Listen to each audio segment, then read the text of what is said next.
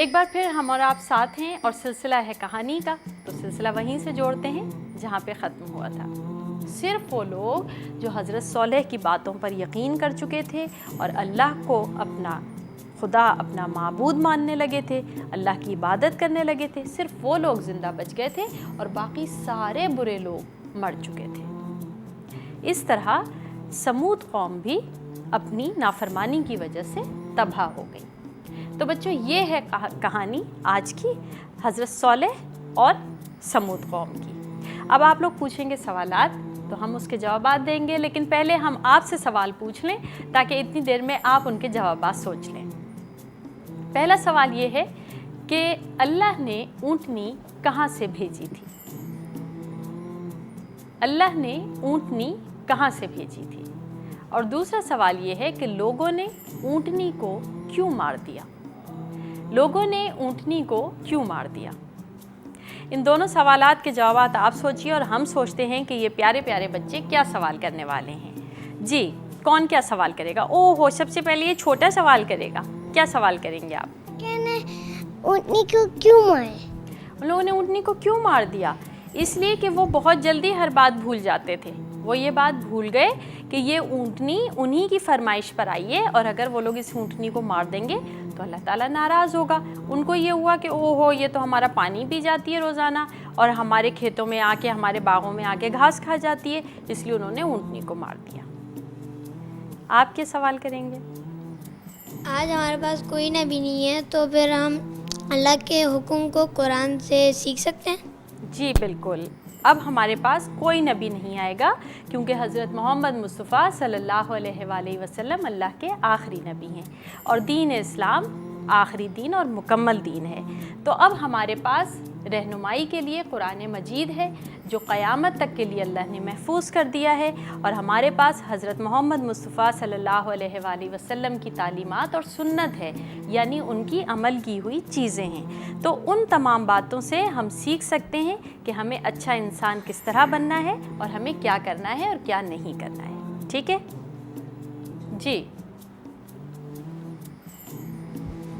جی، مجھے یہ پوچھنا ہے کہ اکثر ہم آج کل کہانیوں میں سن رہے ہیں کہ امیر لوگ، جو دولت مند لوگ ہوتے ہیں، وہ زیادہ بری باتیں کرتے ہیں، تو ایسا کیوں ہوتا ہے؟ آپ بہت غور سے سنتے ہیں کہانیاں۔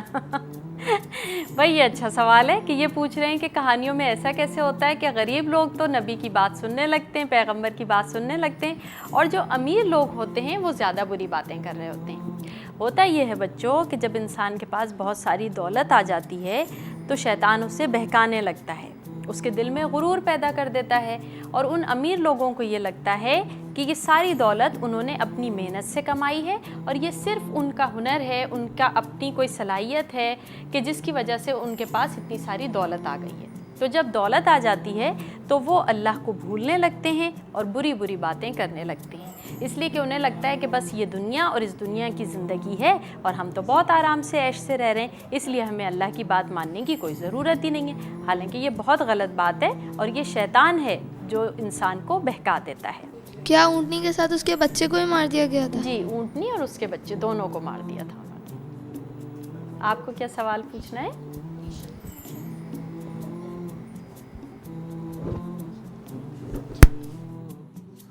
انہوں نے اونٹنی کو کیسے مارا؟ اس اونٹنی کو کسی بہت تیز شارپ چھری جیسی چیز سے کاٹ دیا تھا۔ ٹھیک؟ جی، آپ کو کیا سوال کرنا ہے؟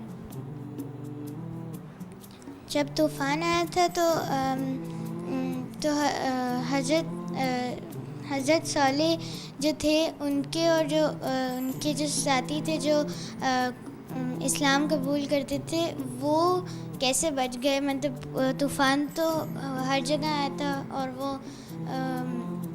وہ کیسے بچ گئے؟ اور وہ دوسرے والے اصل میں ہوا یہ کہ جب طوفان آیا تو بہت ہولناک آواز آئی، جس کی آواز سے وہ لوگ ڈر گئے۔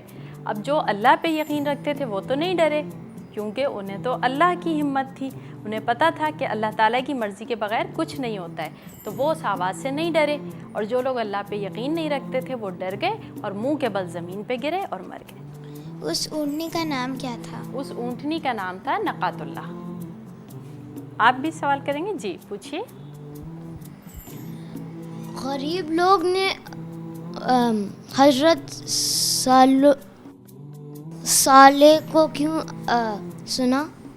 غریب لوگوں نے حضرت صالح کی بات اس لیے غور سے سنی کیونکہ وہ تو یہ جانتے تھے کہ اللہ تعالیٰ کے یہ پیغمبر ہیں، اس لیے کہ جب انسان غریب ہوتا ہے تو وہ بات سنتا ہے کہ شاید اس میں ہماری غربت دور کرنے کا کوئی حل ہو، کوئی اچھی بات ہو۔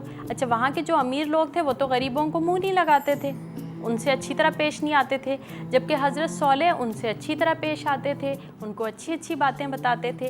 تو جب کوئی ہمارے ساتھ اچھی طرح پیش آتا ہے تو ہم اس کی بات غور سے سنتے ہیں نا، تو ان غریبوں نے ان کی بات غور سے سنی اور ان کی سمجھ میں وہ باتیں آنے لگیں۔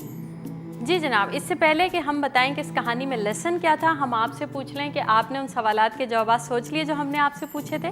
پہلا سوال یہ تھا کہ اونٹنی کہاں سے آئی تھی؟ تو اونٹنی پہاڑ میں سے آئی تھی۔ دوسرا سوال یہ تھا کہ لوگوں نے اونٹنی کو کیوں مار دیا تھا؟ تو وہ اس لیے مار دیا تھا کہ وہ اس کے ساتھ اپنا پانی شیئر کرنا نہیں چاہتے تھے۔ یہ تو ہو گئے سوالات کے جوابات۔ اور بچوں، آج کی کہانی سے ہمیں لیسن یہ ملا ہے کہ اگر کوئی ہمیں اچھی بات بتا رہا ہو، اللہ تعالیٰ کی کوئی بات سمجھا رہا ہو، تو ہمیں وہ بات بہت غور سے سننی چاہیے اور اچھی باتوں پر عمل کرنا چاہیے۔